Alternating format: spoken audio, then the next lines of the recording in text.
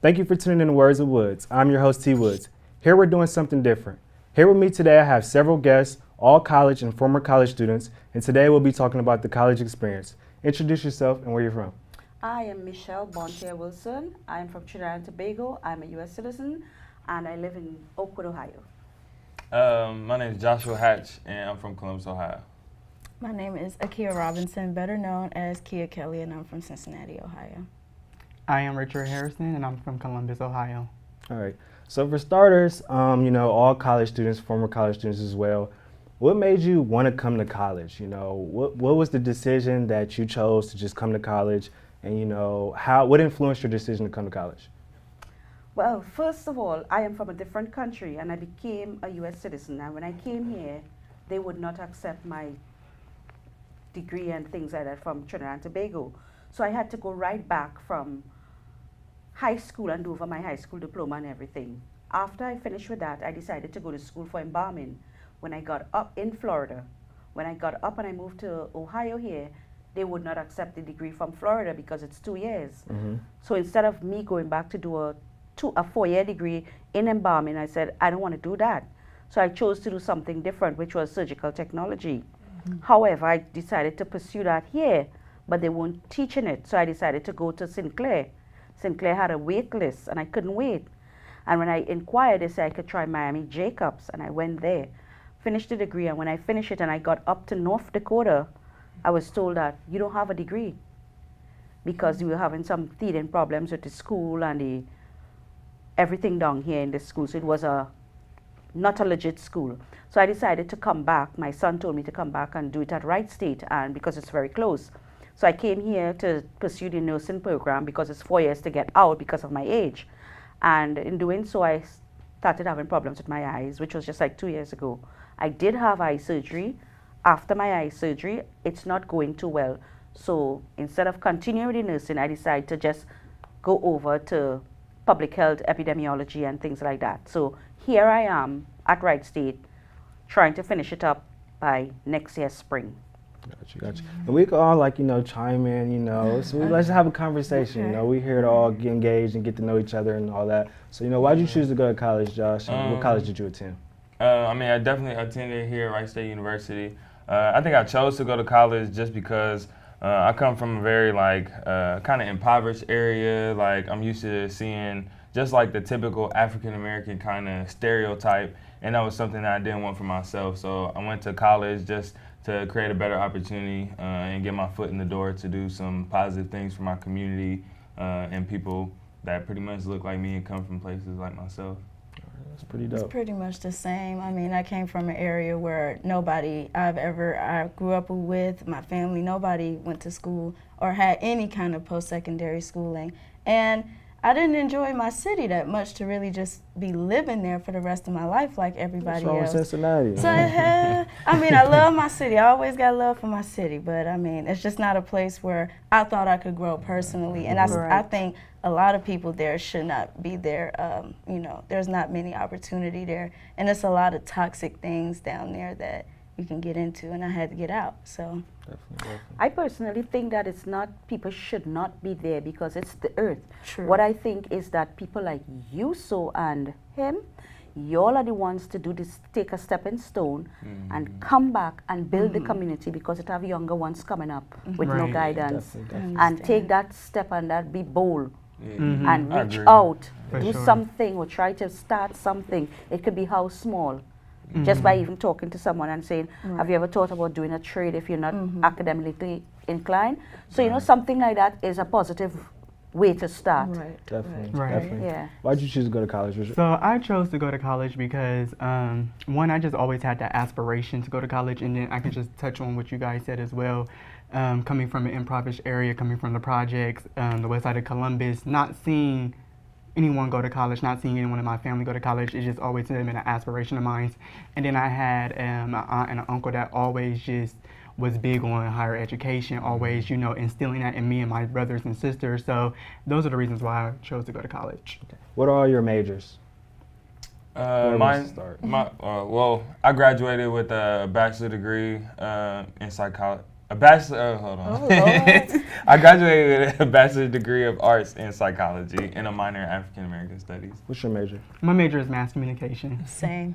What's your major? Mine is public health epidemiology. Okay. So when was the exact time and moment you figured out, okay, this is my major, this is what I want to do? Because a lot of people, sometimes it takes them, you know, freshman year, a lot of people, shoot, it takes them junior year, and I know a lot of people who, you know, switch their major multiple times. So what was the exact moment and point in time where, okay, this is what I want to do, this is what I major in, and you know, this is what I'm sticking with? Unless you know, you can, you know, change it at last minute, but what was the decision for you? I want to go first because I know mine probably the easiest, but I already knew. Like coming in, I was like, I want to talk, I want to talk, I want to talk. I want to be in media. All I know is communications. That got to be, I mean, it's broad, but I know it would have got me into where I wanted to be. But it's just funny because when I got here, for like my whole first semester, they had me down as undecided. So my whole, like, we can get into that later. Why'd you choose your major? So I originally started with biology with the intent in genetics, and then I realized I didn't like math. So I changed it from that to political science. And then I just figured that it was just, I don't know, I felt like I could go into politics without majoring in politics. So then I changed it to psychology because I'm a very social person. I like to work with people, and I was very intrigued by the way people think and involve themselves in society and how their minds like develop and everything. So that's why I majored in psychology. That's pretty dope. Why'd you choose your major? Because I always liked the medical field. I started off from in Trinidad in the embalming. During my summer, I will go there and embalm and just get basic passage of the week. And I just knew a lot about the human body. And when I came here and I noticed what obstacles I had to think, I had my son here. And I came to America on my own account, reached in Miami airport, 50 cents, and had no money, nothing for my son to eat. And I said, I'm not turning back. And I just say, I got to do it for him. I'm not going to let him grow up with nothing. Oh, I am getting older and I only have one child. And, you know, I said, you know what? I'm going to do this embalming, continue it, not knowing America is like every state, every city is different. You have different needs and everything in the sense like what you could do in a third world country. Like I could just go and embalm. I don't have to go to school for it. I could be grandfathered. Not in America, not even to do nails. So when I understood what was going on, I was like, y'all ain't going to catch me doing that. So I decided I'm going to go back to school. And my son said, I said, yeah. You are almost out of college. I put you through and I did what I have to do. Now I'm going to go back and do it even if I don't use it after. Right? So he said, you sure is that what you want to do? I said, yeah. So he told me, well, go ahead and do it. And that's why I say, let me just go back into the medical field. And I couldn't find the closest school here is Cincinnati Mortuary Science. And they say 4 years? I said, oh no, I'm not going to do that. 4 years to get a bachelor's and you already know it. I said, so can I just transfer what I know from Florida? They said no. I said, well, okay. So that's how I ended up trying to do the surgical technology, and I did do a lot of internship with different hospitals in Dayton and Springfield and all these places, and I was allowed in Springfield to help hold somebody's heart. And I knew all these parts and organs and things holding it. Is not afraid. I'm not afraid of blood and all these things. So I know it's a medical field I will be in. But I really wanted to do pathology too. But that is a long time too. It takes a long time. So I say the quickest thing is nursing. And then when I didn't have the eyes to do it now, I say epidemiology, something in the public health field. Because public health is wide and it's just keep growing, growing. It's like a mushroom. So that's why I say I will do the public health at Wright State, because there is nothing else really that I could get out with quickly.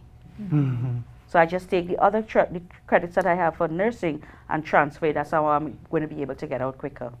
Definitely. So what made you choose your major? So when I first started college back in 2015, I was a design tech major in the music and theater department.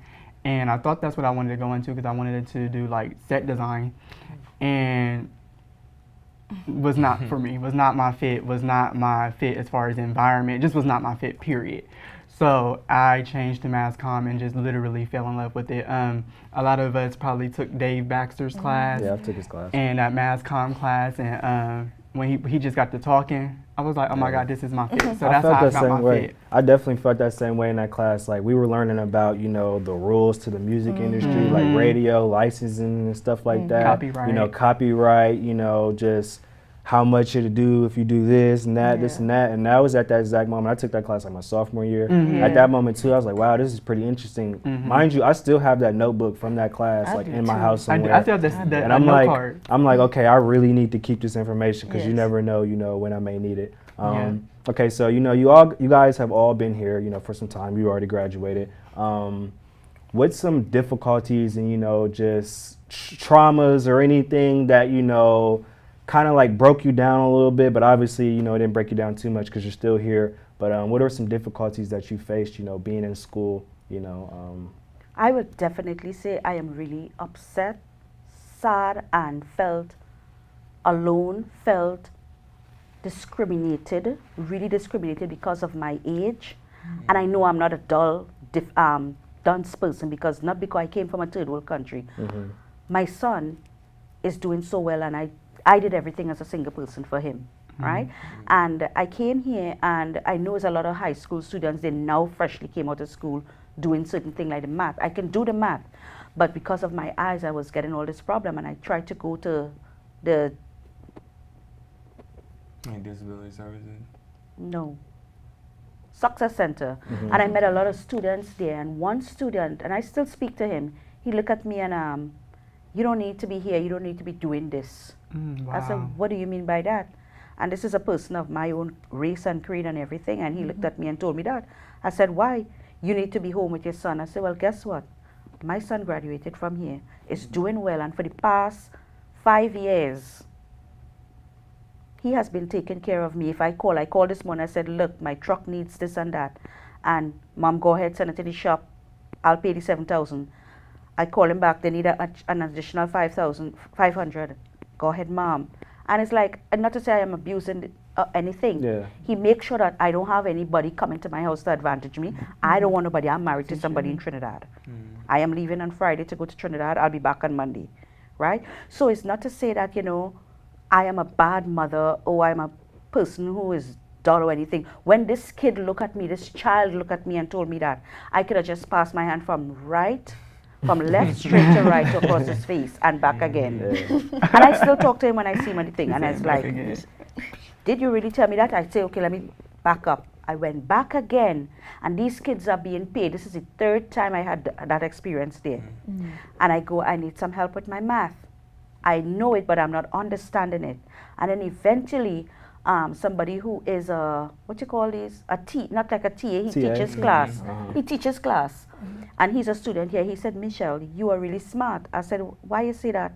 He said, because I'm here working with you. I have a piece of paper, and you're doing the work. And I tell you, do the problems to how you best you understand it. And I did, and he's like, we came up with the same answer. So I said, sometimes there's one little, I might put a negative in a place of a positive. And just trying to hustle it because I'm thinking fast. And these kids and them, so disrespectful. And they are being paid with my money. Right? Just to chime in with that, I really feel like, everybody works at their own pace, Just because, you may be a little bit older than somebody, that doesn't give a person a right to, tell you that you shouldn't be here. Because, my mother, she graduated, she went back to college, when I was in college, I think it was my senior year of high school, going into my freshman year of college, she decided to go back. So, it's pretty much the same. Everybody goes at their own pace, and there really isn't a time limit when you should go back. If you felt the need to go back, obviously you made that decision for you and your son. And, is even though if I didn't make the decision and I didn't have that college degree from back home because I decided to, move on with my life and thing. I mean, society, the world, everything is coming together, but as it comes together, it's like the earth and everything, it's rotating on its axis and it's revolving at the same time. So everything is changing so fast. We might meet next 3 years and he might have 4 kids. And the way he's he might have 3 kids or 4 kids, but the way he is articulated, coming from an impoverished area, his kids or one of his kids may not be like that. They might turn out to be a gangster or a murderer. We don't know what the future holds. So I took it upon myself. I love education. I was up all night last night studying for exams. I went back the next time to the Success Center. This little boy, I said, I need help with my homework. Hold on, I'm coming. I have to go and eat lunch. You now came into work. I'm sitting and I'm looking. He went to the next table. He sat down, opened up his laptop, ate his pizza, and he was on his phone playing. I got up, I packed my bag, and I left. This is not for one class, and I ended up, and I stood it out with the last semester, and I knew, I told the guy who was helping me, the TA or whatever, I said, I'm going to pass your class with an A, and I'm going to get an F in this other class, the algebra class. I went to every single class, did every single exam. I had one half day, one class I missed, not a whole day, for last semester. I don't stay home like that. And I got an F. I said he could at least give me a D for trying or being there, you know, and showing the effort. I will go by you. I will go by the old professor. I will go by Joe. I will go by the Success Center. Sometimes you'll just see me walking. I ask Damien, help me. I don't understand what I'm doing. I need help. Look today and all. I had something with ecotoxicology. All the students, they are medical students. I don't know anything about that subject. Never heard of it. I saw this guy and I say, you look like you know something. I said, do you know anything about so and so and so? He said, yeah. He gave me his number, and as soon as my class finished, I called him, where are you? And I went and I sat down there and I did my homework. Right? I said, explain to me how you came about this. Right? So sometimes you may not know something or where you're going. I didn't know when I came to America where I was going with my son that night. I waited till the counter at McDonald's was clear, and I went, who's the manager?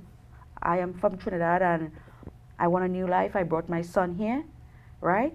And he's 9 years old and I don't have money to buy food for him. Can I get something for him to eat? He said, sit down there. That man feed us for the whole day until they closed McDonald's in Miami Airport. He wasn't going to take us to a hotel. He took us to his home, well put away home. Carry us to Walmart, bought clothes for us and everything. Never give me a room for me and my son. And I make sure I protect my child. And up to this day, he told me, Mom, he told me to be respectful to everybody. He told me to work my ass off. He's making so much money. And he just told me he went back to Columbia University. I was like, what? For what? I definitely think he's probably proud of you, definitely, for sure. Right? To get your guys' input as well, what are some difficulties that you all faced, you know, being in college? I think for me, it was just like the balance of being involved in so many different things. Like I was secretary of Black Student Union, president of Black Student Union, member of Kappa Alpha Psi, and also doing like various other things in the community and involved in different like outside organizations, and just trying to balance all of that and having a very heavy social life was very difficult. And at some periods in my collegiate career, like my grades would fluctuate a lot, like from very high to very low, just depending on how heavily involved I was that semester. And I think like sometimes I would just lose the importance of why I was in school, and I would be focused on a lot of other things that might not have been as important, because when you come to college, you're not coming to college to get involved, really. You're coming to college to get a degree. And I think that was definitely... Or you coming to college to party, because I know a lot of people that came to college to party. I ain't party yet. Where's the party? And I'll show you where the party's at. 50% experience, 50% like education. Like you need a balance of both. And I think that was just one of the major difficulties I think I had during college. What were some difficulties for you? Yeah, I mean, it's the same thing, balancing, because honestly, what I want to do and the things that I am doing now, I don't need a college degree for it. And what are you doing now? Let's just, you know. Lord, I am a on-air host, and I am the music director of 106.9 FM WWSU. Definitely tune and in. producer. Definitely tune in to WWSU's 106.9. You can catch me and Akya there. And, but yeah, I mean, yeah, so just coming in, I came on my own, because like I said earlier, nobody has been to school, so I wanted to get that experience for myself. And I like to learn. I don't have a problem with learning, but it was like now, like especially this year, I've been grinding so hard in my career and trying to build my brand up.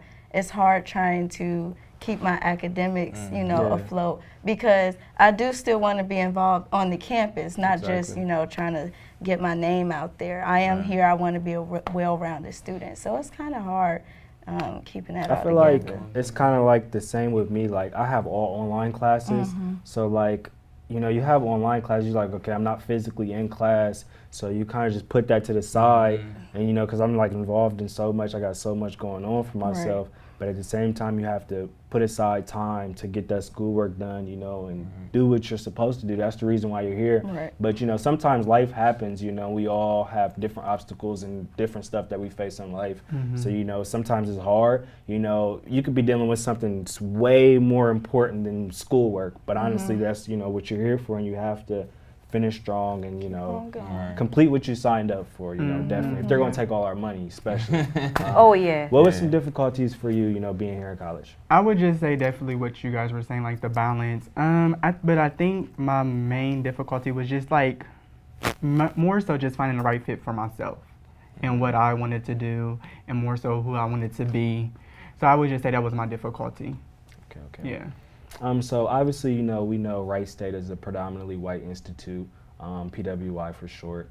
How has the experience, being at a PWI has been for you all, and just some things that you've learned being here at a PWI, and just, how you go about that on a day-to-day basis? Oh, you can go ahead. So I would say that my experience here being at the PWI has been great, but I feel like being at the PWI, you learn a lot about how you learn about yourself in the world, especially just in America. Yeah. And then you also learn how to navigate that. So that is what I've learned, like who I am, and then like how am I going to navigate that and where I want to go, and how are people perceiving me, and how I want them to perceive me. So you just really learn how to navigate that. You really learn how to really put your best foot forward, because you are an African American male or you are an African American woman. So you really learn how to deal with that firsthand, because your professors are white.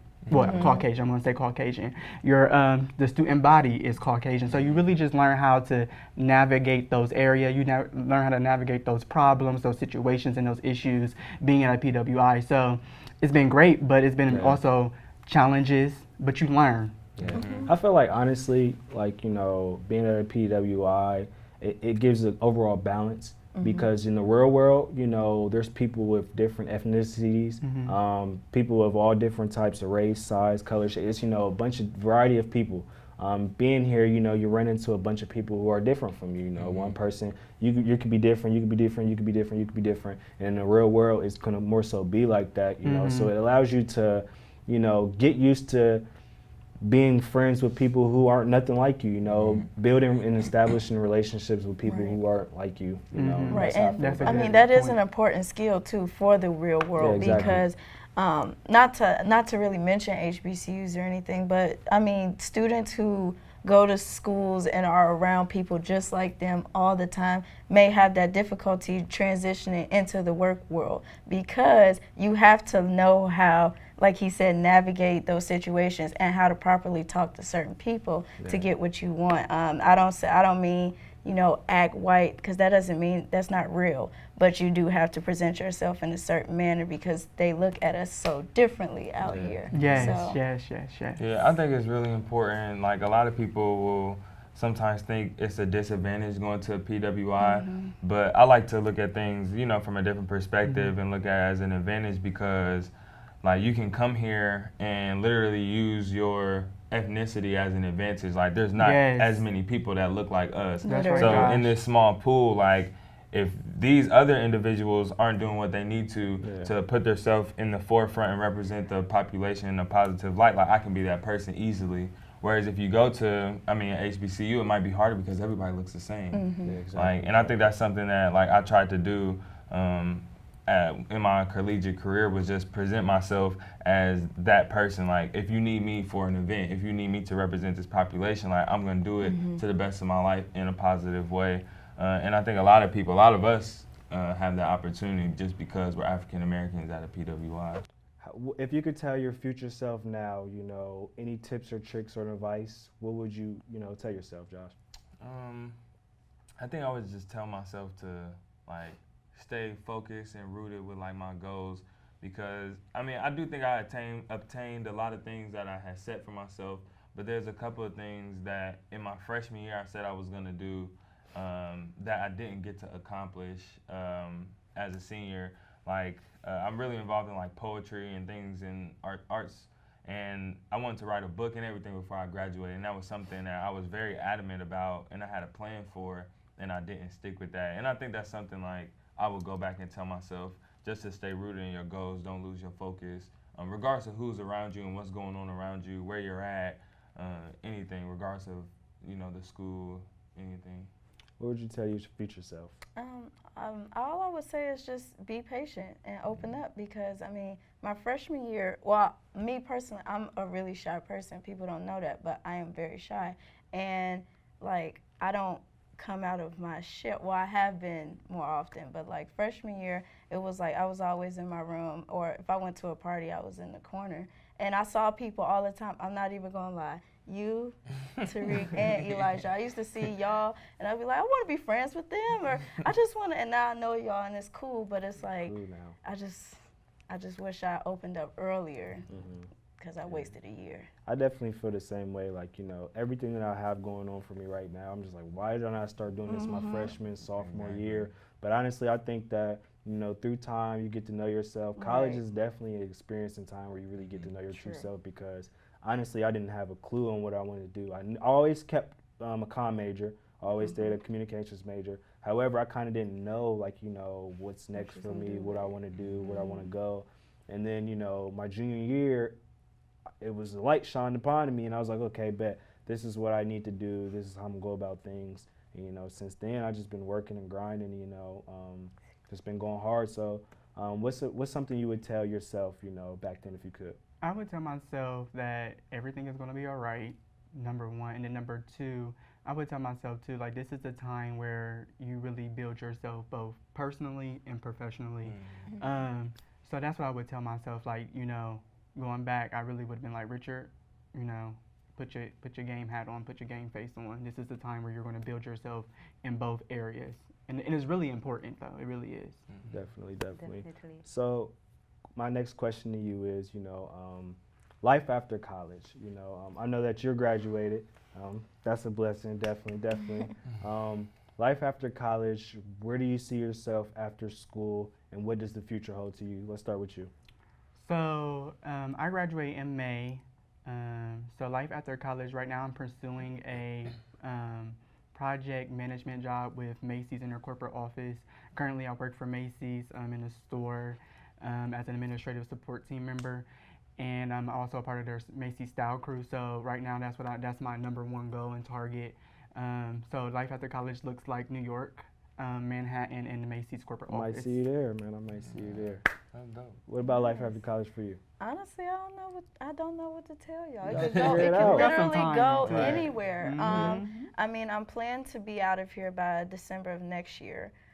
So after that, I plan to just apply to a whole bunch of on-air jobs in North Carolina, because the market is hot out there, or Georgia, because it's nice and spicy out there. So probably that, and then start branching into hosting more, doing, covering award shows and stuff like that, red carpets and stuff. I definitely see it. What about you, Josh? You graduated, man. What does life have in store for you, and how are you going to get step by step to where you need to be?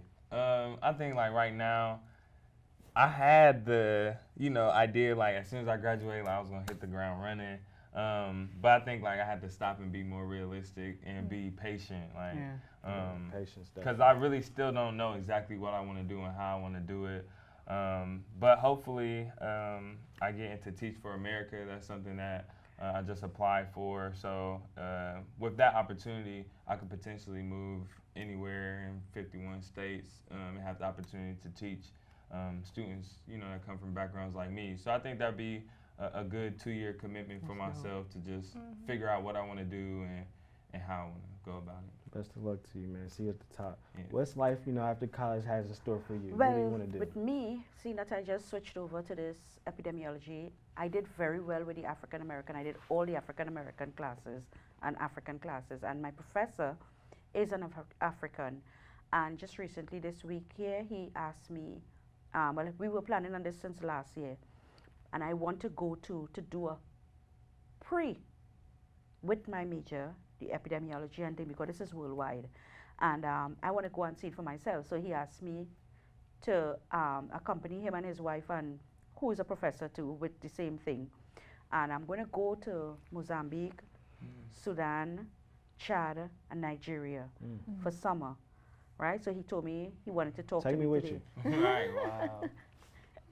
So, you know, it's just that I'm going to go with them because I feel much safer with them from there. So I'm going to start with that. And after I finish and I graduate, if I feel I will be going international, I'm not going to be working. Not to say that I don't want to work for people in America, but we are more privileged here. Yeah. I know a lot about Africa, Yeah. and I have a lot of experience with Trinidad. I want to go back there, and even if I have to volunteer, I want to do it. So that's what I'm going to do. And then, you know, in between, because I get tired, kind of like going California, I have been to all except 2 states in the United States. I saw it, and I don't really need to see What are it. the 2 states you haven't been to? New Hampshire and Okay. Maine. Wow. Yeah, not much. I don't hear about much in New Hampshire, Yeah. Maine. Yeah. I was supposed to go like 3 years ago with my son because he went snowboarding. He's into that, and he actually built the help and put up the rock climbing gym in Wright State. He did the course and That's everything. it. I went to the rock climbing thing. That's pretty Back all the dope. time. I'm gonna go do that just because. You know what I mean? He's into Right. all those things and snowboarding, taking like a 2 months and just going all over Mexico or wherever he want to go. He just keep going, and like just recently he get off of a 2-week. He took a 2-week vacation, and he will just go like from California, go Arizona, and that's what he make me do too. Like we will do that. I will just jump in my truck and I will just go. I'm coming. I'm driving to come. Oh, and we ducking in different places, you know. So we are like that, and I had always planned that from. I'm not going to bury myself. Not to say I don't like kids. I love them, but that patience to train and bring up a child in the right way, especially as a single person. It's not a tough job. It's a hard job, but it's not tough. If you know what you're doing, it's like that. It's very easy. Sometimes I will talk to Damien, and I keep Damien like if it's a friend, a brother. We will argue, we will talk, and I'm like, okay. So, you know, I want to go out there, and I want to, if it's just to see something like to say, okay, I could carry a hose, a garden hose, this little extendable one, and say, okay, put it in one pipe and we could extend this one and the whole village get water. I want to do that. I want to be able to do that, to say, yes, I went and I put my foot there. Whether it's India, whether it's, it don't matter. That's amazing. Yeah, That's great. That's great. Yeah. You definitely have a plan. I appreciate you all for coming through Words of Woods today. You know, clap it up for yourself. Clap it up. I appreciate you having us. Right, yeah, thank you for having me. Definitely Finally. appreciate. Definitely So, but you appreciate didn't tell it. us about your part. Oh, my plan. My Right, plan. right, right. Well, you know, hopefully, you know, I can take Words of Woods, you know, to the next level. Definitely appreciate everybody who's helped me with Words of Woods thus far and all my guests that I've had thus far. We're not done yet. Like I said, I'm a fellow radio DJ on WWSU's 106.9 FM. So continuing to do the radio thing, continuing to do like, you know, the talk show thing. And hopefully one day, you know, I have my own late night talk show, you know, so we're going to see, you know, all I can do is just continue to grind and continue to work hard and just, you know, see where my, you know, see where it gets me. Special thanks to my guests for stopping by today to share their college experience and also future moves from them. Until next time, see you later.